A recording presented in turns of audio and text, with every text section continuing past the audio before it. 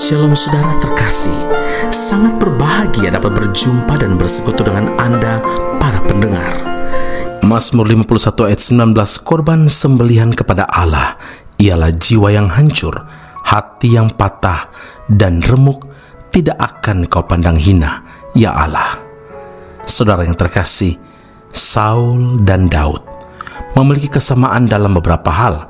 Di antaranya, sama-sama pernah menjadi raja atas Israel dan sama-sama diurapi Tuhan dari tabung tanduk nabi yang sama, yaitu Samuel. Pengurapan Saul dan pengurapan Daud sama, sehingga Roh Tuhan berkuasa atas hidup mereka. Roh Tuhan menyertai kehidupan keduanya. Kesamaan yang lain adalah Saul dan Daud pernah jatuh dalam dosa.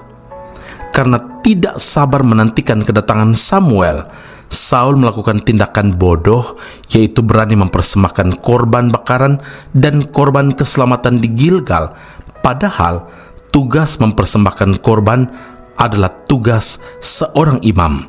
Sedangkan Daud melakukan dosa perzinahan dengan Batsheba. Ini bukti bahwa keduanya adalah manusia biasa yang punya kelemahan. Saudara, meski memiliki banyak kesamaan, tapi akhir hidup mereka sangat berbeda. Bagaimana dapat terjadi? Pilihan dan keputusan mereka dalam menjalani hidup menentukan masa depan mereka sendiri. Saul tetap saja mengeraskan hati dan berkilah tidak mau mengakui kesalahan dan tidak mau bertobat, sekalipun telah ditegur Samuel tentang ketidaktaatannya. 1 Samuel 15 ayat 22 dan 23, sesungguhnya mendengarkan lebih baik daripada korban sembelihan, memperhatikan lebih baik daripada lemak domba-domba jantan, sebab pendurhakaan adalah sama seperti dosa bertenung, dan kedegilan adalah sama seperti menyembah berhala dan terafim. Karena engkau telah menolak firman Tuhan, maka ia telah menolak engkau sebagai raja.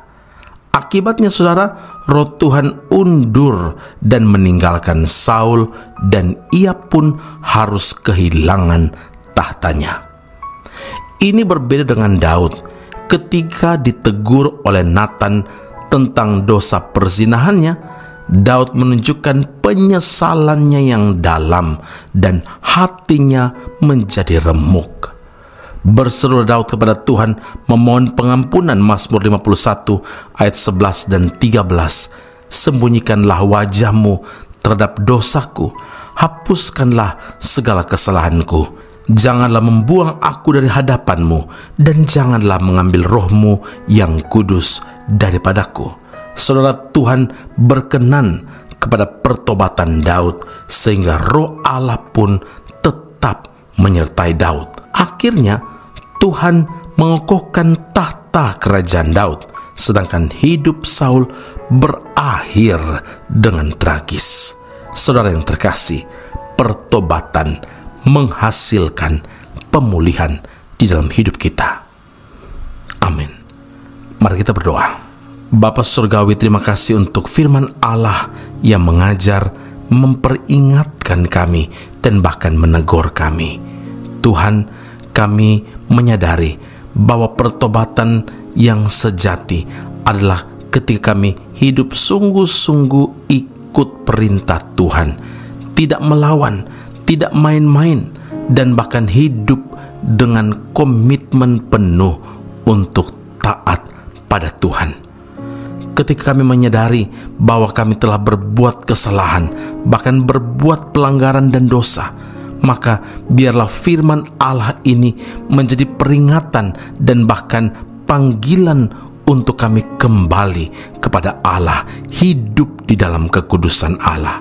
Seperti Saul dan Daud yang bukan manusia sempurna, tetapi segala sesuatu ditentukan oleh respon ketika Tuhan menegur.